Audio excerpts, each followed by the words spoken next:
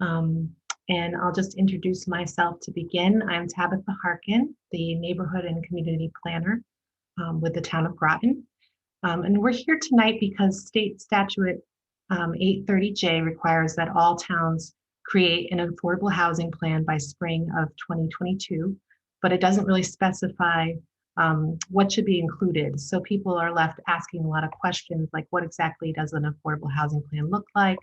And how does this plan fit in with my other documents? So the town of Groton actually has about 21% of its year-round housing stock deemed as affordable already.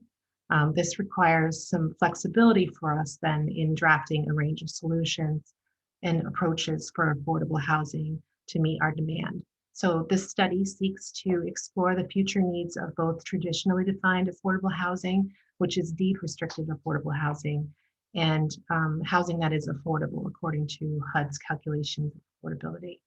So we all know there's a continued economic growth that is bringing people to Groton, and we want to see how we can capture that with our housing stock and match it with what employees are desiring.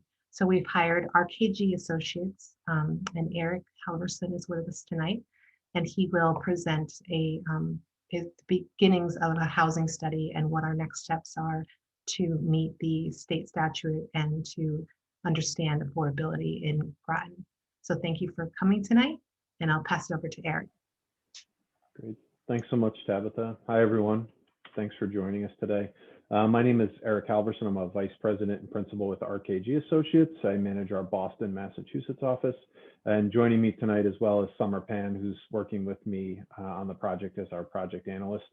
RKG Associates is a New England-based company. We've been around, this is our 40th year in business with a focus on planning, economic development, and real estate consulting.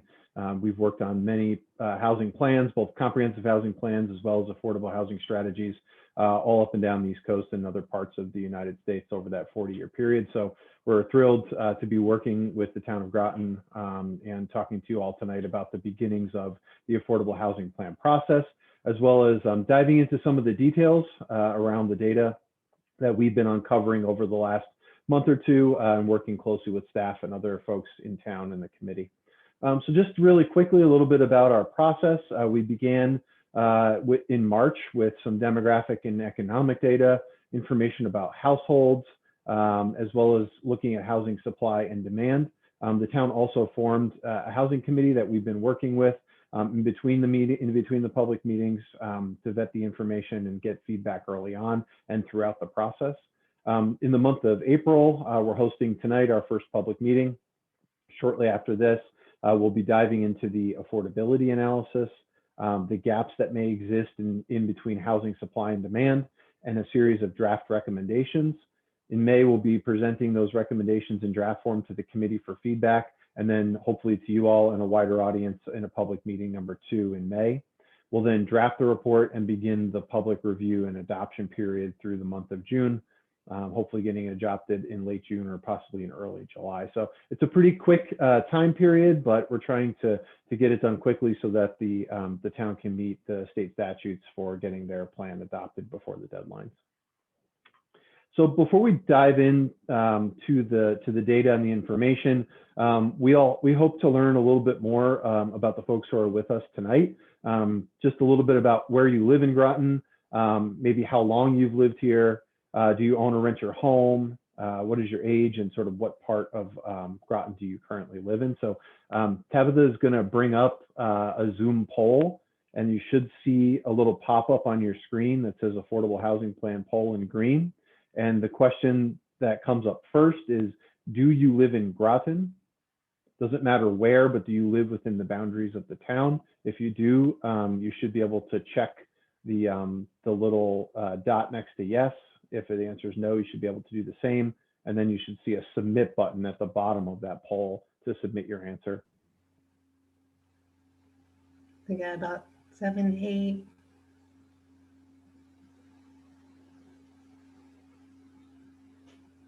Need 2 more.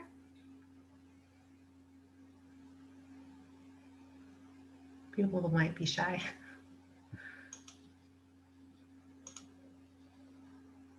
Great. Looks like about 3/4 say yes, 1/4 say no. Perfect. Okay, we'll go to the next question.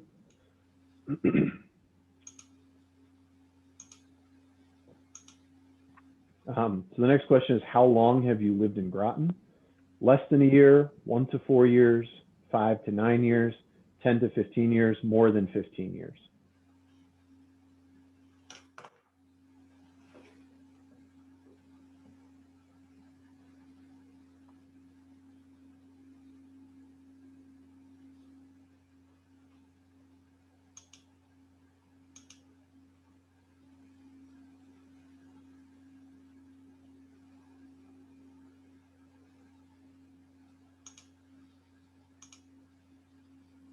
Okay, looks like we've got a lot of longtime residents. Great.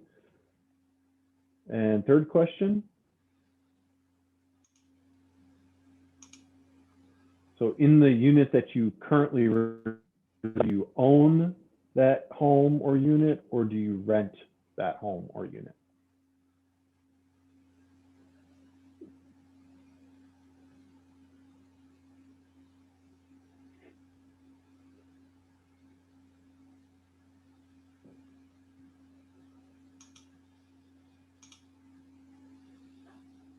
Okay, looks like we're all homeowners tonight. And the fourth question is your age range. I promise we won't share this information with anybody. It's totally anonymous. Under 18, 18 to 25, 26 to 34, 35 to 54, 55 to 64, or 65 plus.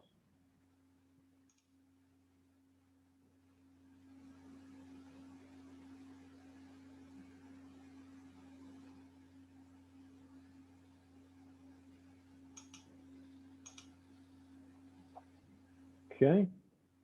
And then the last question, I am going to try to advance my slide to make it a little easier. So here is a map of the town and divided up into all the different neighborhoods that the town provided us with. But with the Zoom poll, we had to limit it to 10 choices, and there are more than 10 neighborhoods. So we grouped neighborhoods together. So forgive me, this isn't the town's fault. This is me. I grouped them myself. So if you are in the area of what I'm referring to as the east side of Groton, so that would be Old Mystic, River Road, West Mystic, Mystic Village, Noank Village, Mumford Cove, or Groton Long Point, you would click the first button. Central Groton is Center Groton, North Pequannock Bridge, and South Pequannock Bridge, and then the west side of Groton, Navy, West Pleasant Valley, Groton Bank, and Eastern Point. We're just trying to get a sense of where folks who are joining us tonight might live.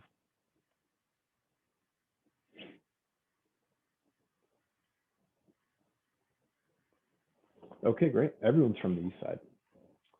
All right. Thanks, Tabitha. Okay. So tonight we're going to spend most of our time just describing the demographics and the housing market conditions and the information that we've been pulling together to date to try to give everyone a good baseline of information to work from as we start to enter the second phase of the project, which is really around what are the barriers, the gaps in the housing market, and what can we do about it to address those barriers. So tonight will be fairly data heavy, but I think we could probably make this presentation available on the town's website if you'd like to dive deeper into it. I'm seeing head shakes, so that's good. So if you want to spend more time with it after tonight, it'll be made available to everybody in the public. So on the left is a graph describing how the town of Groton's population has changed, or actually in this case, sort of really remained stable and steady since the year 2000. So in each, it's really fluctuated from kind of about 39, just shy of 40,000 in the year 2000, up to today where it's again sort of just shy of 40,000. So the population really has stayed relatively stable. And even looking forward over the next 10 years out to the year 2030, we're seeing the population projections show the town could add maybe up to another 1,500 residents by that time. So really population remains relatively stable, but when we take the next step and look at the change in population by age group, this is where I think we see some of the more interesting changes. In most of the graphs that you'll see tonight too, we've compared the town of Groton to the county just as a benchmark. So in here you see the town of Groton as this dark blue lines and the county as the sort of orangish red lines. And we could see really Groton is attracting younger workers aged 25 to 35, but which is shown here in the middle of the graph. about 17% change in those residents age 25 to 34 over the last 9 years. But what we see too is at the other end of the spectrum, we see a rapidly aging population.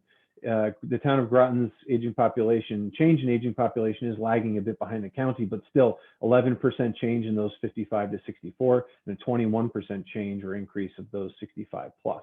So I think as we're thinking about housing and the types of housing that Groton residents today and in the future are looking for, I think thinking about the age composition of the population and the types of housing that those folks in those age cohorts might want to see is really important. We also know that Groton's population is diversifying in terms of race and ethnicity. So we see there has been a decline in the white-only population over the last 9 years. So 81% back in 2010, about 77% in 2019. And we can see that it's diversifying. There have been increases in the number of Black or African-American residents, as well as the biggest growth has been in Hispanic and Latino residents, going from 8% to about 14%. In terms of household composition, we typically look at household composition in sort of two ways. We look at one, in terms of the change of family households. So the family households are defined by the US Census as 2 or more related individuals living together in the same household. And we also look at non-family households. So those are 1 or more individuals living together who are not related. Non-family households, it's important to note, does include those individuals who are living alone, living by themselves. Those are not counted under the family side. And you can see the graph of 2010 and the percentages of family and non-family households versus 2019 on the bottom. The biggest change here has been in the reduction of married couple households, shifting from about 46% to 42% of total households, and the increase in non-family households, particularly those who are living alone, going from 30% to 35%. This is not something that's unique to Groton. It is important to point out, and it's an important trend that we should be considering when we're thinking about the housing stock. But this is a national trend and one that is sort of creating added demand for smaller housing units with more people living alone over time. This is driven both by younger people sort of delaying family formation, delaying getting married, living alone for longer periods of time, as well as on the older end of the spectrum, more people living longer, but also living alone longer. So as I mentioned before, population and households have remained relatively unchanged in terms of its total, but the growth that we've seen or the shifts in the household dynamics that we've seen have primarily been driven by growth of one-person households as well as renters. So one-person renters and owner households have increased by 620 households for renters and 130 households for owners respectively. And just those one-person householder increases have accounted for about 83% of all household increases over that 9-year period of time from 2010 to 2019. And as I mentioned before, older residents are dominating Groton's households. They make up a larger share of Groton's total households by age composition. We also like to look at education and household income because usually when we see increases in educational attainment over time, it's also closely correlated with changes in household income or an increase in median household income. Those two things are usually closely correlated. And as we know, as more income comes into the community, there's usually a correlation there between additional income as well as ownership and renter housing prices going up. So in terms of the change in educational attainment, here we see Groton in the darker blue compared to the county in the lighter blue. And you can see in terms of the percent changes or the percent increases in educational attainment for those residents in Groton who have earned a bachelor's degree or a graduate or professional degree or a PhD, those increases have been 21% across the board over the last 9 years, compared to the county's share of 12% growth under bachelor's degree and a 9% growth. So Groton is sort of outperforming or getting more of its share over that 9-year period of those residents with bachelor's degrees and graduate degrees. And what we see on the income side are these huge percentage increases in households who are earning at the top of the income cohorts. So we see a 58% increase in households who are earning $150,000 to just under $200,000 a year, and a 66% increase of those households who are earning $200,000 or more per year. Similar increases, vastly outpacing the county, are seen in those households between $75,000 and $149,000 too, at 17% in each of those. In all cases, with the exception of the $200,000 cohort, the town has been outpacing the county in all of these categories. We also wanted to break down median household income a bit more and look at it by race and ethnicity. And what we found is the median household income of white households is at least 1.4 times higher than almost all non-white households and 2.1 times higher than Black households. And you can see that in the chart. The white households in 2019 had median incomes of about 68,000, where Black or African American households are about 32,000. Hispanic Latino households are about 48,000. So quite a bit higher. This again is very typical in what we see across the country. But as the community continues to diversify and its population shifts in terms of race and ethnicity, it's important to consider what different households of race and ethnicity can actually afford in terms of rents and owner-occupied housing. We also mapped, you'll see a couple of maps of the town of Groton broken out by census block groups, which are the dashed gray lines. Just a way of breaking up the information and showing how different data metrics might differ across the town boundaries. So you can see here we show the percent of non-white residents, where those percentages are highest. They tend to be sort of on the city side, on the western side. As we move our way to the middle and to the east, the percentage of non-white residents goes down. We also looked at change in household income by tenure, so by owner household and by renter household. So I think it's important to look at that to figure out what owner and renter household incomes can afford in terms of rents and owner prices. Interestingly, the biggest increases, and it's actually pretty substantial when you compare renter and owner households, have been on the renter side. Those renter households earning with a median household income of either $75,000 or higher. You can see $75,000 to $9,999 has been an 83% increase over the 9 years. In the $100,000 to $149,000, 44%. And then those renter households earning over $150,000 increased by 178%. So usually what we see more often than not is the income increases on the owner side are usually pretty high. But in Groton, we have really high increases on the renter household side.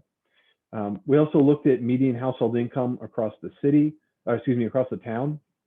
And what we see again, the darker color represents higher median household incomes. The lighter blue colors represent lower. And we see again on the west side, sort of correlating with the race and ethnicity data that we saw on the previous slide, much lower household incomes on the west side versus the center and the east sides of portions of Groton. We know that employment and job growth is important not only to Groton, but to the region that Groton is situated within.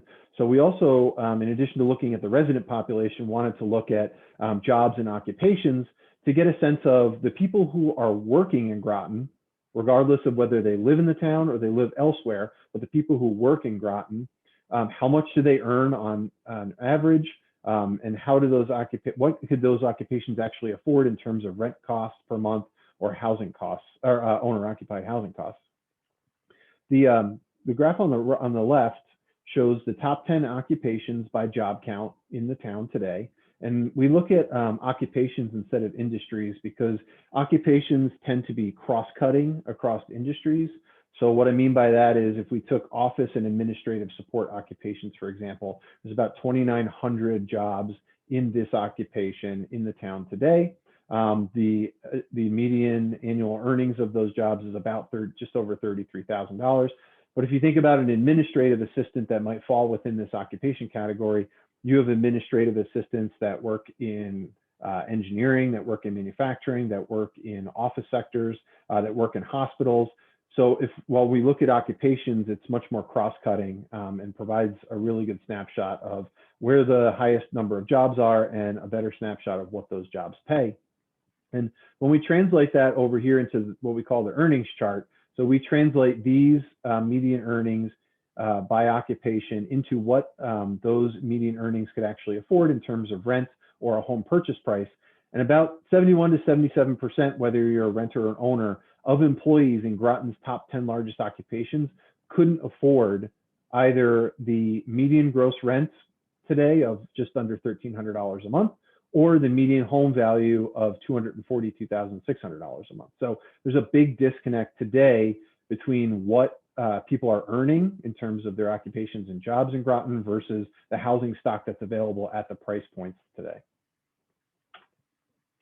We looked a little bit more about at employment growth to see where some of the largest growth sectors are by both industry and occupation and what those earnings are as a way to start to think about future housing and where that housing might need to be priced at, especially if Groton continues to capture their share or even maybe even more of their share going forward of regional employment growth.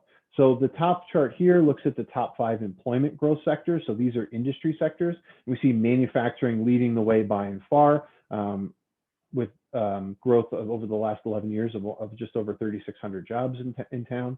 And you can see again, when we look at it by industry sector, that average earning is huge. It's on average about $133,000 a year. And then we see the job gains drop off quite a bit from what's seen in manufacturing. You have information at about 89,000, arts and entertainment at about 43,000, management companies 109, and so forth. When we look at the top 5 employment growth by occupation, so back to what we talked about on the previous slide, we again see a pretty different story. We have architectural and engineering occupations sort of leading the way with just shy of 1,700 jobs with a median annual earning of 87,000. And then after that, we have production occupations, construction, and business and financial operations, a little bit smaller than what we see in architecture, but those, again, those median earnings are almost half or a little more than half of what we see under those big growth sectors. So there's still quite a bit of growth happening or has happened in the town over the last 11 years, but it's just important to understand how that growth and those earnings translate into housing affordability. Just sticking with the employment side for a second, we also wanted to look at Groton because we know it's an employment destination that attracts people commuting from the outside. We looked at the top 10 places of residence for people who are employed in Groton. So if you work today in the town, where do you live? Where do you commute from? We looked at this by county. So about 69% of all the jobs or all the people who hold jobs in the town of Groton are commuting from within New London County, so just over 19,000. Some of those could be located in the town of Groton. Some of those could be located in other municipalities in the county. But again, about 69% are commuting from a relatively close distance. And then that drops off quite a bit. Some folks are commuting from Rhode Island, about 7%.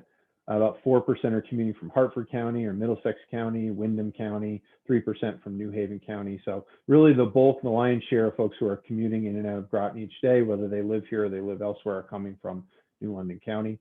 And the interesting thing in terms of the labor market, there's about just over 27,000 total jobs in the town of Groton, but only just under 17,000 of those who are employed are actually living in Groton. So there's a net job inflow or a net commuter inflow of just under 11,000 people each day who are coming from elsewhere into the town to work, which represents a fairly sizable potential capture for future housing. If you're able to build the housing at an affordable price point and build the housing that those employees are looking for, there's the potential that you capture some of that inflow to feed the housing market here in the town.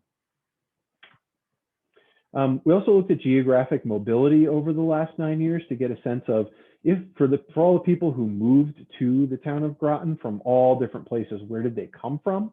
And by far the largest percentage change over the last 9 years has been from people who moved to Groton from a different county within Connecticut. The next is about 11% of folks who moved from abroad. So outside the United States, about 11%. This is probably most likely related to the base and people who might be getting restationed from abroad onto the base here. So it's really interesting that not a lot of people are coming from within the same county and not a lot of people are moving to Groton from a different state. The vast majority of folks are moving from a different county within the state of Connecticut.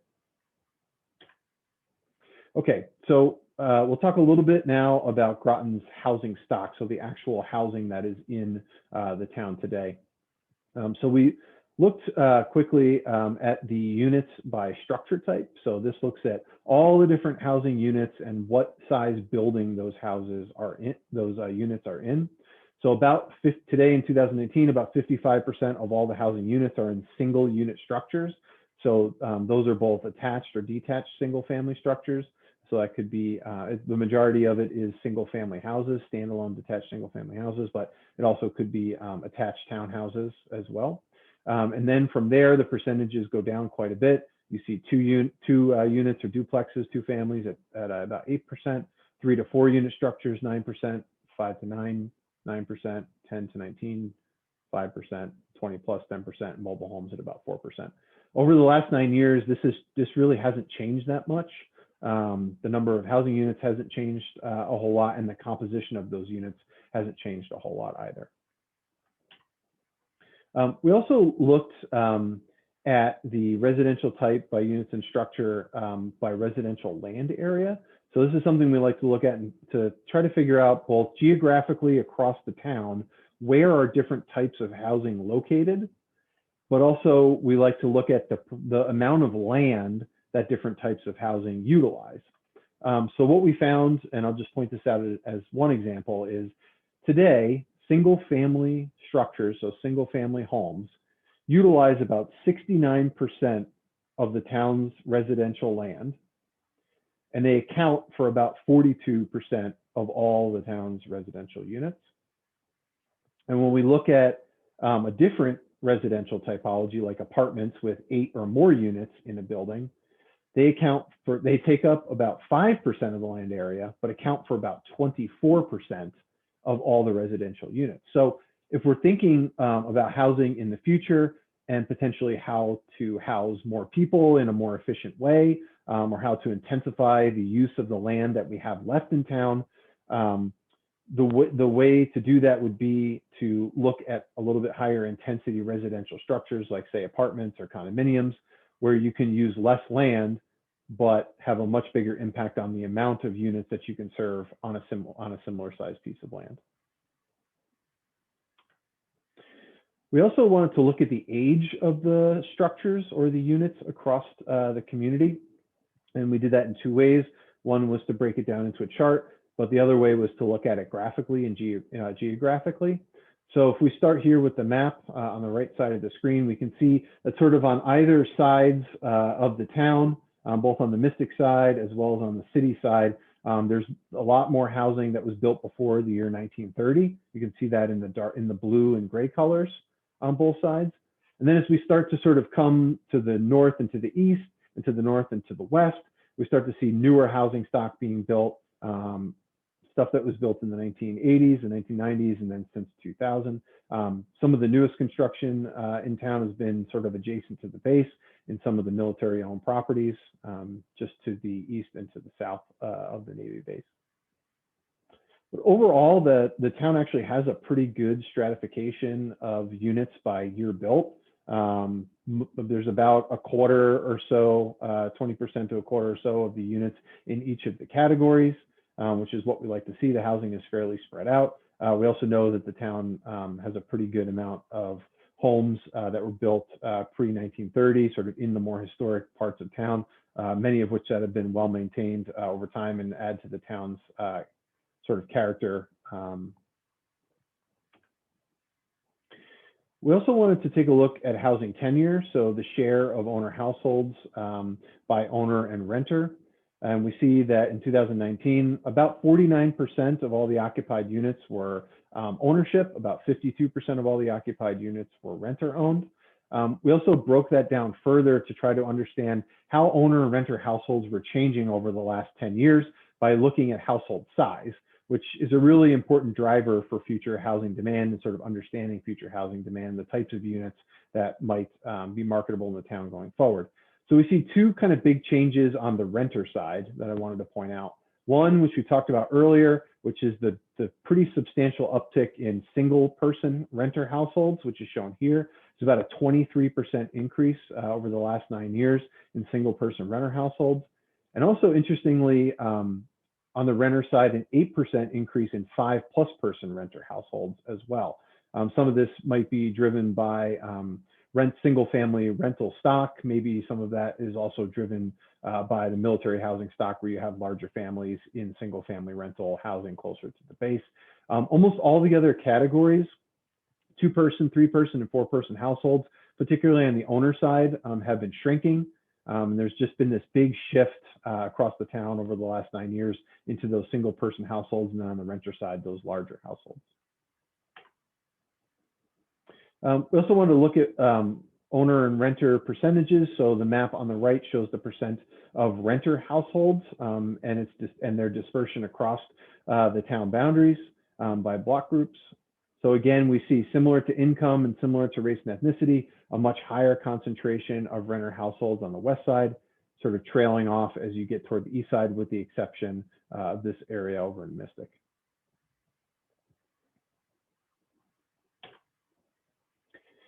In addition to occupied units, we also wanted to look at vacancy to get a sense of Groton's, that's sort of the relative health of Groton's housing market. When we looked at Groton's overall vacancy rate, it's come down. It was about 12% in 2010. It's just over 11% in 2019. But I think what's important to point out is when we looked at the vacancy for actual available units, so units that are vacant but are for rent, or they're vacant and they're for sale, that number drops to about 4.6% of all housing units in 2019. Typically, a healthy vacancy rate for a community is usually between 3 and 5%. That allows for turnover in both the owner-occupied and renter-occupied housing market. So Groton sits pretty nicely between that 3 and 5%. Again, I want to just make the point that this data is from 2019. It does not account for any changes to the pandemic. Through some of our interviews at the early part of the process, we talked with real estate agents and brokers who are active in Groton and in the regional housing market. And we know that they have seen, or they've noted that there's been an uptick in demand for ownership units, both from those who are sort of from households who are leaving more urbanized locations, as well as seasonal buyers who are looking to purchase second homes or seasonal homes. And that actually does make up a fairly sizable portion of Groton's vacant housing stock. And the census considers this to be a vacant housing stock because those seasonal units, if they're occupied for less than 6 months out of the year, the census actually counts them as vacant, even though they might be occupied year round by the owner or by people who might be renting or leasing the units throughout the year. To break down ownership and rental units a little bit more fine-grained, we looked at ownership units by age of structure, and then we also looked at ownership units by the structure type. So not surprisingly, when we look at ownership units by structure type, about just shy of 80% of all owner units are in one unit detached structure, so your detached single family. This is very typical in almost every community that we work in. The vast majority is always in single family homes. Interestingly, about 6% of ownership units are in mobile homes. When I did the town tour on my own at the beginning of the process, I noticed that Groton had several mobile home parks, and actually through our interview process talked with a couple of mobile home managers and owners, and it's really interesting that mobile homes are sort of filling a really niche market for both for people who are coming to Groton to work but are single person households and are just looking for a much more affordable option, kind of without all the bells and whistles, but just need a place to live that's affordable so they can live and work within a relatively close distance to one another. We also heard that this is playing a role for older residents who sell their homes that maybe they've owned for a long time. They are coming out of it with some equity. They purchase a mobile home just as kind of a transition, see if they like it, want to stay in the community. Maybe they're waiting for a smaller ownership unit or a smaller rental unit to open up that they can move into. So the mobile homes are actually playing a really integral and interesting part in the market overall. We also looked at values and sales prices of owner-occupied housing. And interestingly, over the last 9 years, median value across of owner-occupied stock across the town has actually come down. Some of that, I think, is because Groton was hit particularly hard coming out of the Great Recession, and it took a while for housing values to come up again, sort of as an average across the whole town. And you can sort of see that in the chart on the right, where lower value housing has come up a little bit more quickly, or has seen gains more quickly. Those units that are sort of priced at below 200,000. The homes that are above 200,000 have struggled a bit to get back to where they were back in 2010. But I want to sort of juxtapose that with sales information. So of the homes that are selling, not just homes that are valued, but of the homes that are selling, the median sales price since 2016 has risen about 48% over about a 4 or 5 year period. They've gone from a median sales price in 2016 of just under 200,000 to a median sales price of just under 300,000 in 2020. So those sales prices are coming up. As those sales prices, I'm sure with the pandemic, continue to come up, I think you will see that median value numbers with the next census, the next decennial census of 2020, probably start to come up and keep pace with the increase of sales prices. As those sales prices come up, I think it's important to keep in mind what that does for housing affordability, thinking back to median incomes as well as the average earnings for jobs in Groton. As I mentioned before, about 77% of all occupations couldn't afford owner-occupied homes at the median value of about $242,000. So as median sales prices are creeping up near 300, there's certainly going to be a gap in what people can afford versus what they're earning. So on the rental side, the median gross rent per month in 2019 was just shy of $1,300 a month. Gross rent, much like sales prices and they've increased about 15% over that 9 year period. And you could see in the graph on the right, there's actually been a decrease in the number of units priced below $1,000 a month. Went from those that were priced in the 500 to 999 have come down about 10%. Those that were valued at less than 500 have come down about 3%. And you can see on the other side of the pricing spectrum, those units that were priced above $1,500 a month have jumped. So 1,500 to 19,999 have jumped to 23%. Those valued at 2,000 or more have jumped from 2% to 9%. So we're not only seeing price increases on the owner-occupied side, but we're seeing price increases on the rent side as well. As I mentioned, again, about 71% of all paid occupations in the town today wouldn't be able to afford a rent above the $1,268 per month. So as we're seeing these big increases again at rents at over $1,500 a month, it's important to sort of keep the affordability in the backs of your minds. As we look at rental units by structure type, if you remember back to the owner units by structure type, it was really dominated by single unit detached and mobile homes. The graphic here on the right-hand side shows a much more diverse housing typology for rental units, anywhere between say 7 and 16%, depending on the structure type, but a much more stratification across structures than what we saw on the owner-occupied side, which is fairly typical. Rental units tend to be much more diversified in terms of their structure type in most places that we work. Just looking a little more closely at today's rent. So we use data from Zumper, which is a rental aggregator. They look at units that are renting at any given point in time across a period of time. So here we looked at rents between 2014. These are actual advertised rents from 2014 up through 2021, through March actually of 2021. So pretty recent data. And you can see again, as I mentioned before, rents have been increasing, but this breaks it down between studios, 1 beds, 2 beds, and 3 beds. And you can see across the board, the rent trajectory has been going upward over time. 1 bedroom rents are up 10%, 2 bedroom rents up 13%, 3 bedroom rents up 22% over the last 6 or 7 years. So all that also leads us to a discussion around affordability and a metric that HUD uses called cost burdening. And cost burdening is defined as a household, whether it's an owner or a renter household, it doesn't matter, but a household that's spending more than 30% of their annual income or their monthly income on housing costs. So that could be your mortgage, your taxes and your insurance, or it could be your rent. In Groton, about 46% of renter households are considered to be cost burden. So again, about 46% of all renter households are spending more than 30% of their income. And then when we look at the difference, which we like to try to point out between owner and renter households. So owner household and cost burdening is up on the top, renter household cost burdening is on the bottom.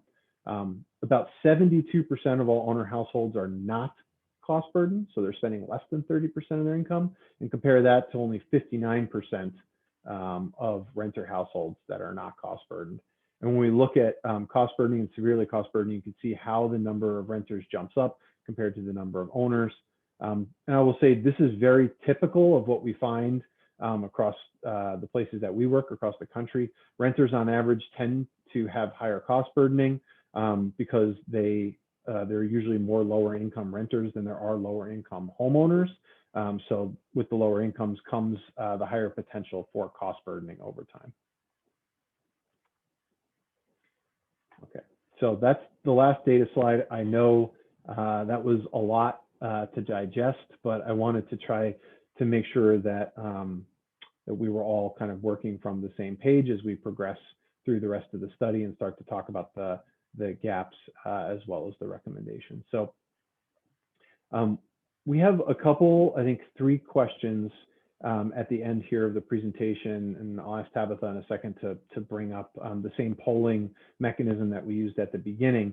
But we wanted to get a sense from you all who are joining us, and after hearing the data that we found through the presentation, what are some of the top issues that you think we should really be aware of and the town should really be aware of related to housing in Groton today, things that we should really be paying attention to, particularly as we start to move from the data side to the recommendation side.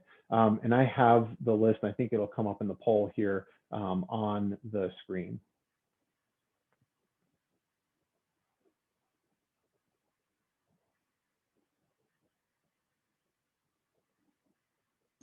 I apologize, Erica. I don't have a poll for this one. Okay.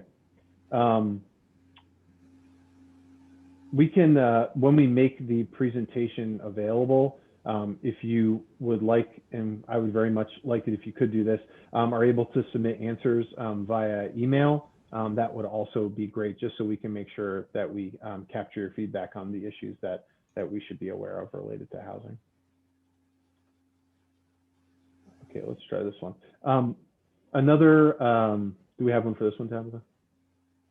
Okay, so a second question for feedback on the email is, as we asked you at the beginning where you currently live, we also wanted to know from you what parts of the town should we be considering for future housing opportunities as we start to think about where future housing might go.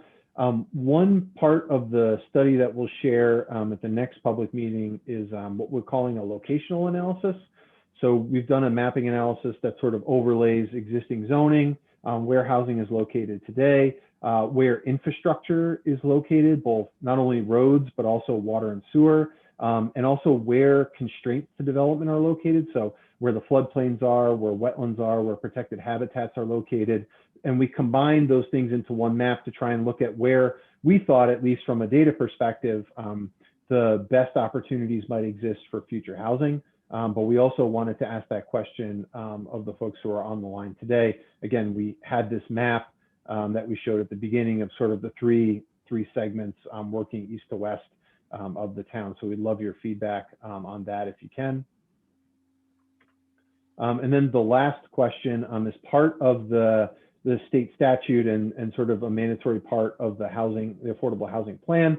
We're also required to come up with and present a variety of housing goals that the town should be working toward. And under those goals, we'll start to layer some of the recommendations and the strategies.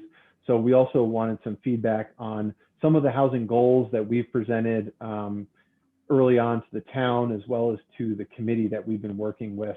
So we have some goals around increasing affordable housing production to meet any gaps that might exist in the future.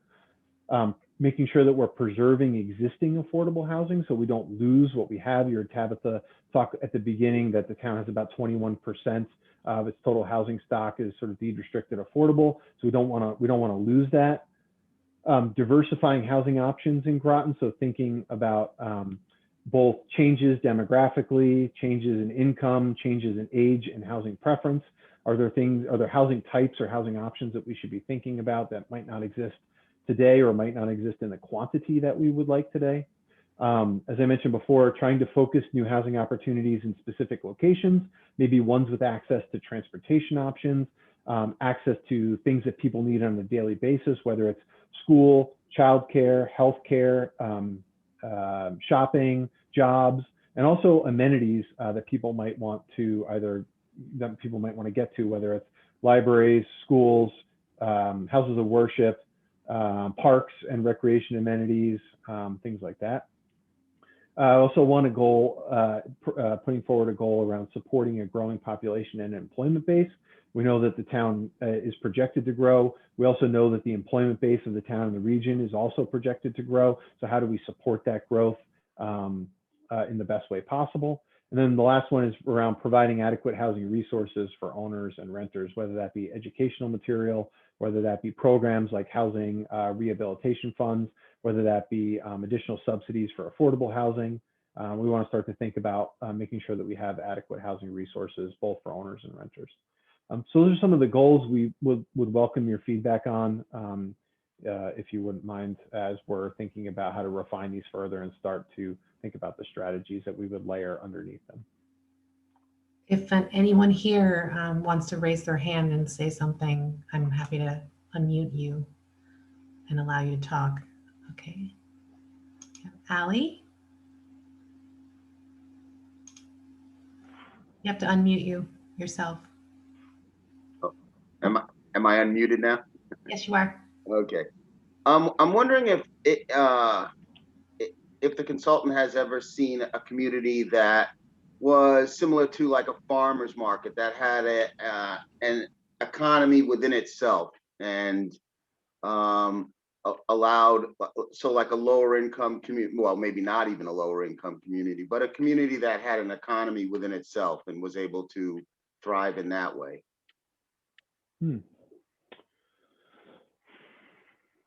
That's a great question. I guess I've seen sort of smaller enclaves of artist communities that have sort of live, work, and production space where they've been able to live, produce whatever it is they're producing in terms of their artisan products, and then also being able to sell those either online or in person. I've seen that. And I've also seen, actually was just reading an article about this the other day, of a community. They weren't selling the goods per se, but they were producing. They actually turned, it was a small lower income neighborhood that had a desire to push sort of locally based food approach, because there wasn't really a good healthy grocery store nearby, and they actually turned what little yard they had around their homes into food producing gardens. And then they ended up, each of them decided what they were going to produce locally, and then they actually shared it amongst their neighborhood from a food security standpoint. I was just reading about that over the weekend. What is there a reference to that article that you could leave a link for so that we can see that? I'll have to dig that back up. I was reading it on my phone, and I didn't save it. I'll have to look that up. Okay, thank you. Sure. Looks like Suzanne Roy has her hand up. Suzanne, you have to unmute yourself. Okay. Can you hear me now? Yes. Okay. I'm a little concerned. I know I'm jumping ahead, but if it's determined that apartments are a more efficient use of land to provide affordable housing, what concerns me is that the balance of populations. We already have zones, as your maps provided, where wealthier people live. And I'm concerned that if we put up affordable housing as apartment buildings, that again, we'll have the poor side of town where people feel they don't deserve to live in the other side of town. So how do we prevent something like that? And my second question I have is, has it ever been worked out in any communities where they require, of any new apartment structures, require either a certain percentage of the apartments or X number of apartments be charged less for the rents. Either they're subsidized in some way by the town, so that people can live there like other people, and be helped for their rent rather than being herded into a low income housing area. How do we fix that? We need to provide affordable housing, but how do we do it equitably? Am I expressing myself clearly enough? Yes, yes, crystal clear, crystal clear. Okay. Those are two excellent questions, Suzanne. So to the first one, and I apologize, I didn't want my map slide to portray that we should only be focused on building larger scale apartments as our way to sort of solve future housing. It was just a way of sort of showing the efficiency of land. I think from a housing strategy perspective, we need to have a pretty wide range and diversity of strategies, some of which might look at apartment style buildings. But to your point, if the community is supportive, one movement that we've seen in some communities across the country has been to open up neighborhoods that have traditionally been zoned for single family and start to think about what other building typologies might make sense or we could allow to try and add housing at different price points to neighborhoods or locations that have traditionally been, only available to those who could afford, say, higher value single family homes. So from my perspective, the strategy should be multifaceted, and it should look at what role can higher density apartment housing or condos play in addressing affordability. But I think we should also look at how we can potentially integrate through a mechanism like zoning, start to integrate other housing types in different parts of the town that haven't traditionally had those types. The second question, also a great one, around the integration of affordable units in new buildings. So we commonly refer to that practice as inclusionary zoning, which is very common. It's being utilized in communities in Connecticut and all across the country.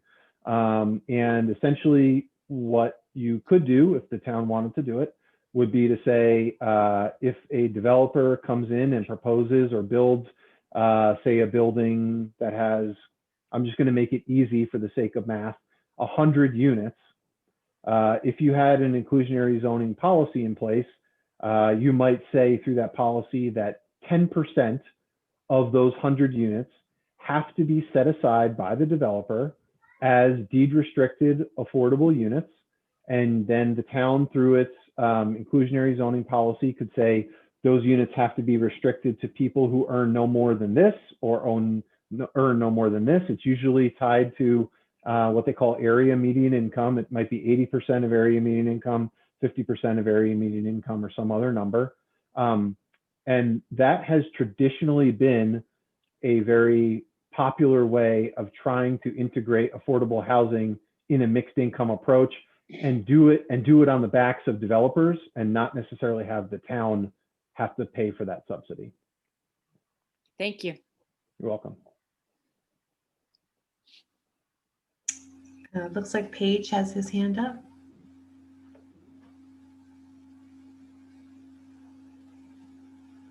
Paige, I can't hear. Oh, there you are. Okay. Hi, Paige Bronk with the Town of Groton. I think to the last question, there are a number of different ways that affordable housing can be addressed.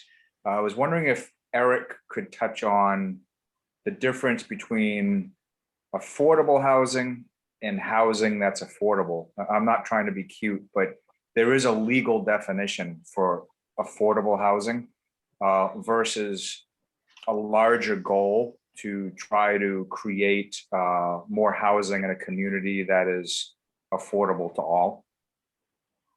Yep, that's a great question. Thanks, Paige. Happy to provide some more nuance there. So in housing, when we talk about affordable housing, there's sort of two buckets sometimes. One is they call it capital A affordable housing, which is housing or a unit of housing that has a legal deed restriction to it. So that unit cannot be rented or cannot be sold either to a household that is above a certain income threshold. And again, that's usually done through a deed restriction set to the area median income, which is a number that's defined for a region by the federal government. And when we come to the next presentation, when we meet again, we're going to talk a lot more about AMI and the different AMI levels and what those incomes actually are for the region that Groton sits within. But just for the sake of this question and conversation, so you have capital A, deed restricted affordable housing, and then you have sort of lowercase a affordable housing, which is sort of what we call naturally occurring affordable housing, which might be, say, you might have some older housing units in your community, whether it's rental or owner, whether it's multifamily or single family, that maybe it hasn't been updated in a long time. Maybe, you know, it's surrounded by other uses that sort of bring its value down a little bit. There's a lot of reasons why homes and units are priced where they are, but those units are an important part of the town's overall housing stock because they are affordable to a certain segment of the population that might not be at the lower income range, and at the higher income range, they tend to be sort of in the middle. And honestly, those are the folks or the households who oftentimes have difficulty finding housing that's price appropriate, that's priced to what they can actually afford, because they might not qualify for subsidized housing because they make too much money. But at the other end of the spectrum, they might not be able to afford market rate housing because it's too expensive. So they're sort of stuck in this middle position where they're struggling to find housing. And oftentimes they have to buy or rent housing that's more affordable than that 30% of their income that we talked about before when we were talking about cost burdening. So it is important to consider both the capital A affordable housing side, the deed restricted side, as well as what we call sort of naturally occurring affordable housing that's just in the community today. Paige, hopefully that covers the question. Perfectly, thank you. Okay, thanks.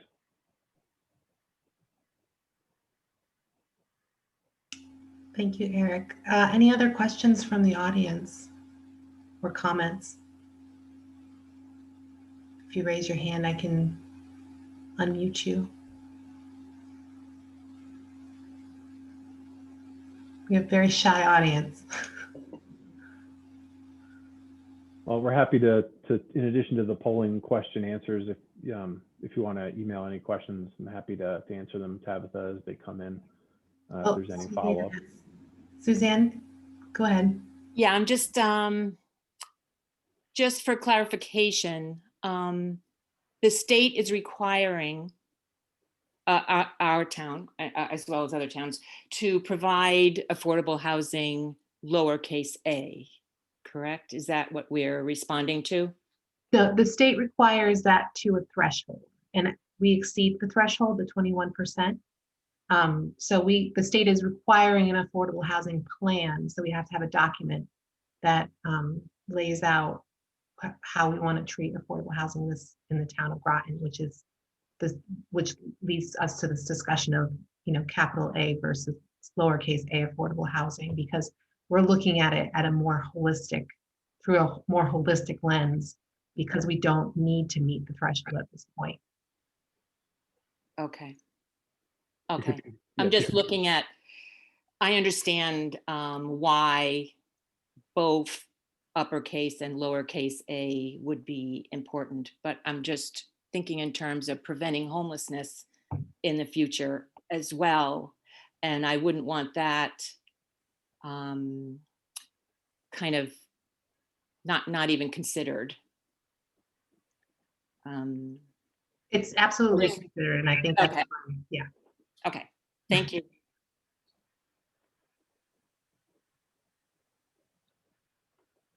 Any other questions or comments?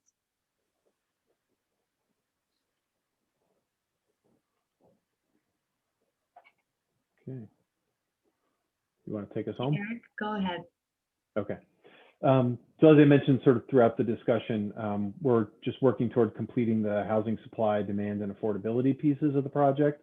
And then we'll be looking at any gaps that might exist between housing supply and demand, as well as affordability by the area median income thresholds that we've been discussing.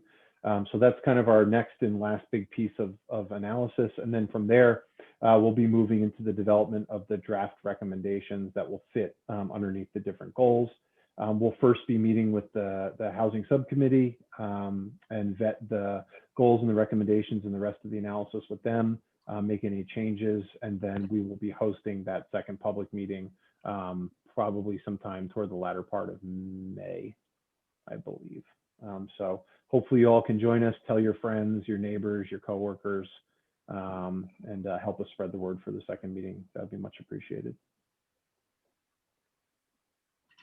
Thank you, Eric. Thank you all for coming. As Eric said, we will be wrapping this up in this early summer, so we'll have the second meeting. I will be posting this presentation, and the town will be posting this presentation, and we can be posting materials as well. Any questions, you can contact me, tharkin, THARKIN, at groton-ct.gov. And thanks again. We'll end the meeting at this point. Thanks, everyone. Thank you.